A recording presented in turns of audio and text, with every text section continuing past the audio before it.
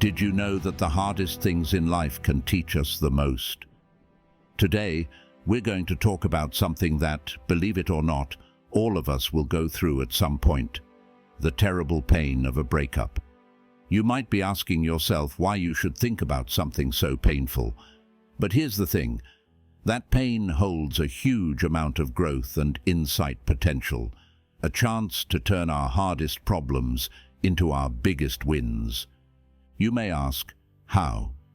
Now is where the age-old knowledge of Stoicism comes in. Imagine going through the hardest times in your life without fear or hopelessness, but with confidence, clarity, and a deep sense of your own inner power. Stoicism isn't just about getting through hard times, it's also about changing them and using them to learn more about who we are and where we fit in the world. Maybe you're dealing with a broken heart right now, or maybe you've been through it before. Today's movie is all about finding meaning and beauty in the mess. When life throws you the hardest tests, you need to learn to be calm, brave, and yes, even thankful.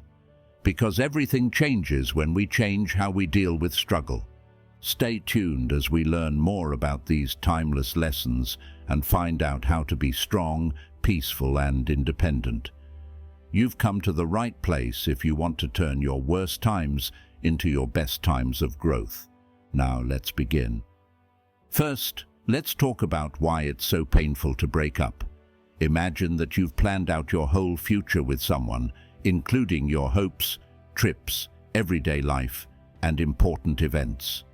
Then, in an instant, everything is off the table. You're not only losing a partner, but also a part of the future you had planned. That deep, confusing, and painful sense of loss is hard to bear. Let's add a spin from the digital age now. Out of sight, out of mind used to be true. Without running into them around town, someone could fade into your past after you break up with them. This would let you start to heal. Social media, on the other hand, makes us all aware of each other all the time, whether we like it or not. A picture or status update can throw you back to the beginning and bring up all your old feelings all over again just when you think you're getting back on track. It's the worst kind of déjà vu in the world. Your ex's appearance online makes it hard to forget about the past, even though you want to move on. When it looks like they're moving on faster than you are, every new post or update can feel like a small insult. But this is where we turn the corner and figure out how to get out of this mess. Don't forget that healing takes time, and it's okay to feel everything. However, it's also important to set limits that keep the peace. That could mean unfollowing your ex, taking a break from social media, or choosing which feeds to read to help your health. What do you know?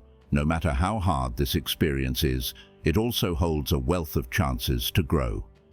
It's a chance to get back in touch with yourself, take part in activities that make you happy, and make connections with family and friends stronger.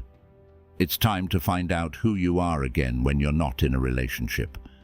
Let's get through this breakup in the digital age with grace, strength, and a lot of self-compassion. Remember that you're not just getting through a breakup, you're also learning how to do well in your new normal. You're not alone through it all. We're here to break it down, figure it out, and then learn from it. When you break up with someone, it hurts more than just your feelings, right? Like it feels like your body is grieving with your heart. That's because there is a real and deep link between mental pain and physical pain. Chemicals in our brains, like dopamine and oxytocin, make us feel good when we're in love. But when we lose love, our brains go through a withdrawal process that can show up as pain or discomfort in our bodies. Let's talk about that study I brought up. It helped me understand how we all get through the rough waters of loss. People who took part were asked to describe their experiences and rate how bad their mental and physical pain was after a breakup. The results were really helpful. Most of the time, women said they felt the effects more strongly and were in more physical and mental pain. The good news is that they tend to get better more completely in the long run. On the other hand, men may seem to be able to handle the storm with a bit more stoicism at first, but the study shows that they tend to hold on to their feelings for longer. This doesn't mean that one gender has it worse than the other. It's just different. Understanding these differences is key to understanding how we heal and how others recover. Why does this matter? Because realizing that breakup pain comes in two forms, mental and physical, can be very reassuring. It helps us remember that how we're feeling isn't just in our heads, but a response of our whole body and mind to loss. This helps us be nicer to ourselves and give our hearts and bodies the time and care they need to heal. But how do we get through this complicated web of pain and healing? First, you need to recognize your pain, let yourself feel it, and know that it's normal to feel that way after losing someone. Here, self-care is very important. It's about letting your feelings out in healthy ways, like talking to friends, writing in a book, or even getting professional help if the waves of grief feel too much for you to handle on your own. Don't forget that healing isn't a race or a contest. It's a very personal trip that takes its own time. Everything is true, whether you feel everything at once or take pain in small amounts. The most important thing is that you're taking it one step at a time and coming to a place of peace and understanding. Stoicism is an old theory that has been around for a long time and can teach us a lot about how to deal with the ups and downs of life. Stoicism tells us that how we see things is more important than the things themselves. It's not the events themselves that bother us, but how we see them. This point of view is very freeing, especially when we're going through something as painful as a breakup. So you just broke up with someone, and it feels like the end of the world. This is where Stoic knowledge can shine a light. The theory tells us to tell the difference between things we can control and things we can't. There are things we can't change about other people, like their thoughts, feelings, or choices. Things we can change are our thoughts, how we feel, and what we do next. Stoic philosopher Marcus Aurelius once said, "You have power over your mind, not outside events. Realize this, and you will find strength." These words tell us that we can choose to find peace and strength inside, even when our hearts are breaking. Asking, "Why is this happening to me?" isn't the only thing that can help us be calm. Asking, "What can I learn from this? How can I grow?" is a better way to think about it. Seneca, who was also a major Stoic thinker, agreed that it was important to feel and think about our feelings, but it's important not to let them get to us. It means feeling the sadness, anger, or loss, and then slowly letting these feelings go so they don't define us or take over our lives. What does this have to do with accepting things as they are? In Stoicism, acceptance isn't a passive way to give up. It's a choice that gives you strength. It means saying, "I accept that this relationship is over. I can't change the past, but I can change the future." This way of thinking frees us from wishing things were different and lets us move on with purpose and honor. Epictetus, another Stoic philosopher, said, "It's not what happens to you that matters, but how you react to it." This is what Stoic acceptance is all about, taking life as it comes, focusing on our own power, and finding peace within ourselves, even when things are going crazy around us. Let's not forget the knowledge that can be found in Western psychology and philosophy, which share these views. Aristotle believed in the golden mean, which is the middle point between too much and too little. When we apply this to breakups, we find a balanced response. We don't have to wallow in misery or hide our pain. Instead, we can find a middle ground that lets us know we're hurt, while also moving us toward healing. Plato's focus on ideal forms could help us see past the pain we're feeling right now and see the ideal form of our own growth and strength. Carl Jung, a great psychologist, talked about individuation, which means becoming who we really are. From this point of view, a breakup can be seen as a painful but important step toward becoming our true selves. It's clear what the lesson is. We can't change everything that happens to us, but we can change how we react to it. When we combine the knowledge of the Stoics with ideas from Western psychology and philosophy, we can get through a breakup with more grace, strength, and self-awareness. How we deal with our feelings is at the heart of being emotionally strong. After a breakup, it's normal to want to avoid pain and find warmth instead. In this case, it might seem easy to get lost in work that never ends, start a new hobby, or start dating someone right away. Okay, but here's the thing. These are just distractions. They're not answers. Stoicism, which is known for its realistic approach to the ups and downs of life, gives us a different view. No matter how painful or uncomfortable they may be, the Stoics teach us that it's good to face our feelings straight on. We shouldn't wallow in our sadness. Instead, we should recognize it, feel it fully, and then, most importantly, learn from it. Take the Roman emperor and Stoic philosopher Marcus Aurelius as an example. He had his share of personal and work problems. He talked in Meditations about how important it is to accept the things we can't change and focus on the things we can change. When it comes to breakups, this means that we should accept that the end of a relationship is a fact of life, that we can't change and channel our energy into rebuilding and growing. But how do we really deal with our pain, as Stoicism says? It starts with letting ourselves feel whatever we're feeling without trying to stop or judge it. This means being aware of the hurt, anger, sadness, and other feelings that come up after a breakup. The other part is that we can learn from our pain. Another Stoic teacher, Seneca, said that we should learn from all of our experiences, good and bad. This could mean thinking about the relationship to figure out what worked and what didn't, as well as how we can grow as people from the experience.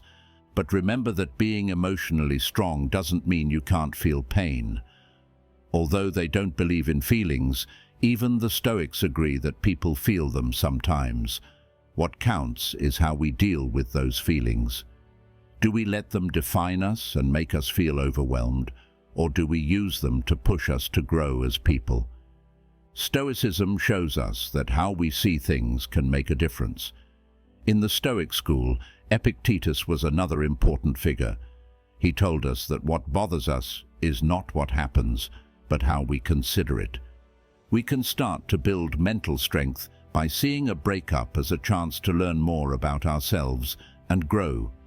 By following these Stoic ideas, we learn how to deal with our grief better, not by avoiding it, but by meeting it with bravery, clarity, and a desire to grow. This is what mental resilience is all about, being strong even when we feel weak. I want you to think about the times you've lost something and then found it again. What can you do with these Stoic ideas to make yourself more emotionally strong? Don't forget that every problem we face is a chance to learn, grow, and get better. First, let's look at a clear picture that most of us can relate to: trying to keep a beach ball underwater.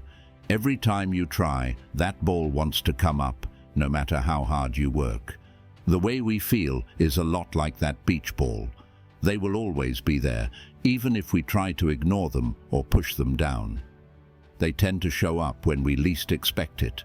This avoidance can show up in a lot of different ways. Maybe we bury ourselves in work to forget about the pain. We might start a new hobby or hang out with friends more than usual. Anything to keep our minds off of things. Doing these things isn't bad in and of itself, but using them to avoid our feelings is like putting a band-aid on a wound that needs to be cleaned and handled. Allow us to now add some Stoic wisdom to our talk. Epictetus and other Stoics taught that facing truth, no matter how bad it is important for inner peace. Quote, "What bothers us is not what happens to us, but what we think about what happens to us.